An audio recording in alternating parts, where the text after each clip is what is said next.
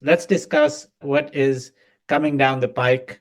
We've seen earlier this year data from two large trials, randomized phase 3 trials on belantamab mafodotin, an antibody drug conjugate that was originally approved in 2020 for relapsed refractory myeloma after 4 prior lines of therapy based on the DREAM2 trial.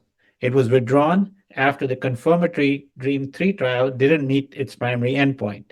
Now, the DREAM7 and the DREAM8 studies were both positive.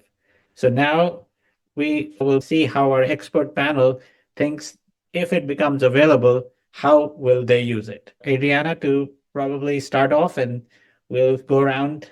Yeah, definitely tricky. I remember in the early studies, I was very enthusiastic to have a BCMA targeting agent, but as the field's gotten so crowded with the bispecifics specifically, and also with the CAR T, it's getting harder to pick which ones. So I think in a future date, maybe someone who has relapsed after a BCMA, then had an intervening line, and then might be eligible.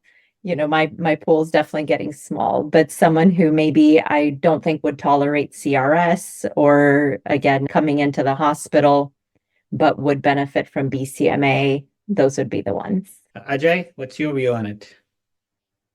We're a very skewed audience here, right, on the panel, because if you think about US data, only 12% of transplant eligible patients are getting transplanted. So while CAR Ts and bispecifics are amazing, the number of patients particularly that are going to get CAR Ts, I think, is limited. And I think we're all taken aback by DREAM 7 and 8 and how impressive the results were. I don't think we expected this much. And I would say DREAM 7, which compared to DVD, was it suggests that the Bella beats the CD38 in a CD38 naive patient, which is quite impressive. Who would have thought that Bella would beat Dara? But the problem is, who's really CD38 naive at first relapse, particularly the transplant ineligible older population? Most of those people, I think we've all adopted Maya type of regimen. In some ways, DREAM 8 is a more interesting one, Bella PD, but problem is they didn't have as many CD38 and Len double refractory patients. So, because that's, again, what I'm interested in for that group. And in the patients that were double refractory, there seemed to be slightly less benefit. But I think the huge plus points of Bella are that it can be done in the community, relatively infrequent dosing. You don't see the same infection signal you see with BCMA bispecifics, which makes it more combinable, right? That's why we see 7 and 8 being so positive. I'm not sure